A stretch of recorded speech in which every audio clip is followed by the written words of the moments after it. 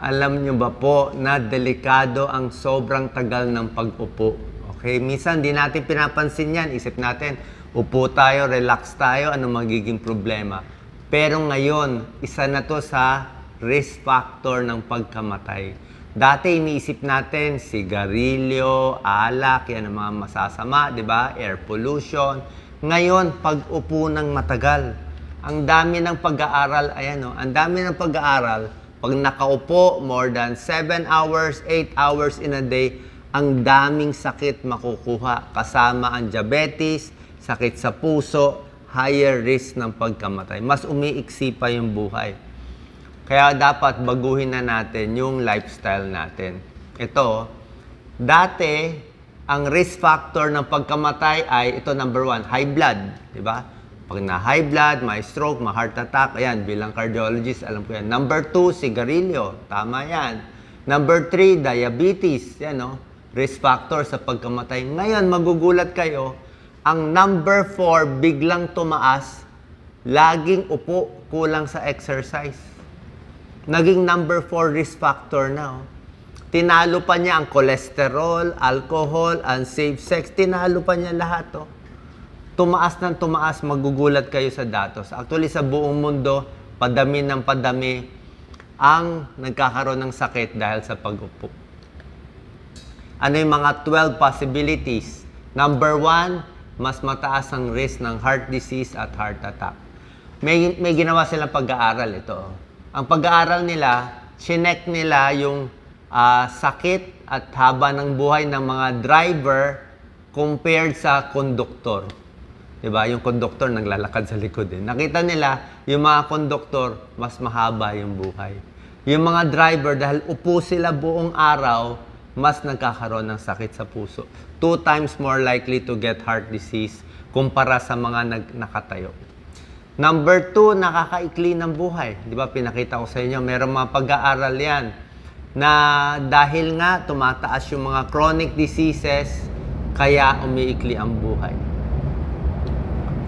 Tingnan nyo, pag laging nakaupo, ang daming complication. Pwede mo focus, Doc Lisa. Ayan, oh.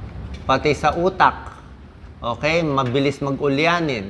Neck pain, yan, oh. Pwede maipit yung mga ugat. Shoulder pain, heart disease, tumataas. Diabetes, tumataas. Colon cancer, humihina ang tiyan. Pati mga hips, humihina.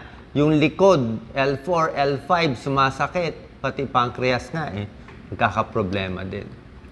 Pati ulyanin, makakalimutin, mas tumataas din. Ayan, oh.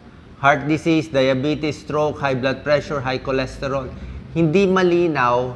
Siguro pag laging nakaupo, baka nanonood na lang ng mga palabas, hindi umaandar yung utak. Diba? Kulang sa exercise, kulang ang daloy ng dugo.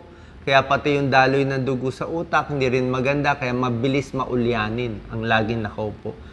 Usually, cut-off nila 7 to 8 hours. Pwede nyo naman i-compute eh. Gaano katagal ang upo nyo sa isang araw. Like dito, after this video, dapat tatandaan ko, lakad-lakad. Pag nasa school, di ba? Siguro, after 45 minutes, isang klase, lakad muna. Bigyan ng break yung mga bata, palakarin muna sa labas. Kung may office kayo, may meeting. Pag matagal ang meeting, after 45 minutes, may 3-minute break, di ba? Mag-CR muna, akyat muna. Kasi kailangan tuloy-tuloy yung, kailangan buong araw, meron kang exercise pa konti-konti. Ito, magugulat kayo. Yan, no? Pag umupo daw tayo, more than 7 to 8 hours in a day, tapos sasabihin mo, sa gabi mag-gym ako, mag-exercise ako, magte-treadmill ako. Sabi dito, sa pag-aaral, hindi na daw sapat eh. Yung in-exercise mo nung gabi, hindi niya kaya palitan yung pag-upo mo ng 8 hours sa umaga. Ibig sabihin, pag umupo ka na matagal, mag-a-accumulate na eh. Varicose veins, bara sa paa, higher risk for colon cancer, diabetes. Nakuha mo na yung risk eh. So, dapat pinakamaganda, may exercise ka throughout the day.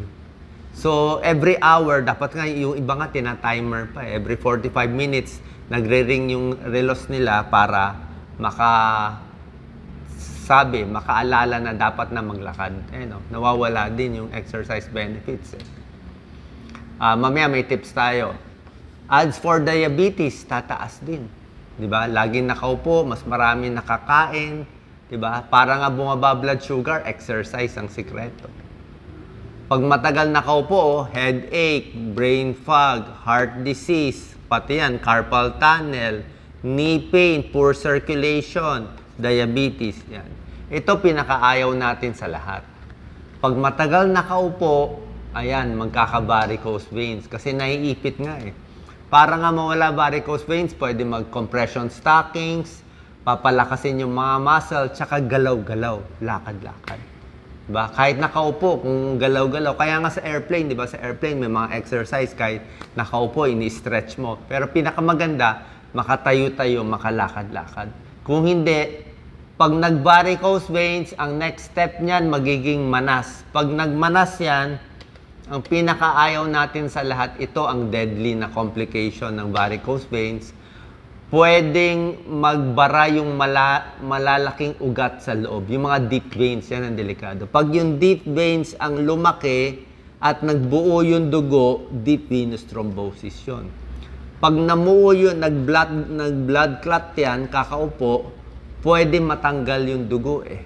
Pag natanggal yan, aakyat yan sa baga, magbabara sa baga, pulmonary embolism, hindi makakahinga, nakamamatay. Deadly yung pulmonary embolism. Anong senyalis nito? Biglang lumalaki yung paa, biglang sumasakit. Ano gagawin? Wag uupo ng matagal. Pwede mag-compression stockings. Tulad nga sinabi ko, pag sa gabi, itaas yung paa, mga 15 minutes, 30 minutes. O kung sa tanghali, mataas mo o i-massage konti para bumaba yung dugo. Hindi mag-ipon yung dugo at yung manas sa buong araw. Ito ang delikado sa matagal na pag-upo. Kaya sinasabi ko na sa inyo, mas umiikli yung buhay based on maraming mga sakit na possibilities. Pati nervous din daw. Hindi nila maintindihan. Bakit? Siguro ba nakaupo, maraming trabaho, maraming work, kaya nai-stress. Sa likod, masama. Nakaupo eh. Yung pressure sa likod eh. Nape-pressure yung likod eh, pati yung mga muscles. Sumihina din yung muscles. Pati yung paa, nagsho-shorten yung muscles. Dapat nga, nag-i-stretch eh. Ayan, pakita mo, Doc Lisa. Ang daming problema, hindi lang sa diabetes, sakit sa puso, cancer, ayan yung sa buto natin, puro check-up ng orthopedic kailangan eh. Neck pain, hand pain, knee problem, back pain, ayan hip pain, hernia, low back pain, hirap huminga, shoulder pain. Lahat yan tumataas dahil sa tagal ng pagkaupo. Tataba pa, overweight. Siyempre, pag overweight, andyan na yung mga sakit. Ito yung kasabihan talaga ng mga doktor. Para nga alagaan yung katawan natin, lalo na pag over 50 years old na kayo, over 60 years old, move it or lose it. Yan ang kasabihan. Anong ibig sabihin? Galaw-galawin mo yung, gamitin mo yung parte ng katawan mo or mawawala na yung parte ng katawan na yon. Anong ibig sabihin? Pag hindi mo ginamit lagi yung kamay mo, hindi ka lagi naglalakad, hihina ng hihina. Yan. Pag hindi mo ginagamit yung utak mo, nag-retire ka na, ayaw mo na mag-isip, papurol ng papurol, pahina ng pahina ang memory. Pero yung gamit ng utak, laging matatalas. Yung lagi nagtatrabaho sa bahay, galaw-galaw lagi, mas maganda. Kasi pag gumagalaw, gumaganda circulation eh.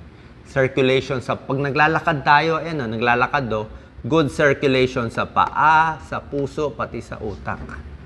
Kaya ang daming benefits eh. Kaya yung pag-upo ng 8 hours, talagang hindi maganda. Pati cancer risk tumataas pag laging nakaupo.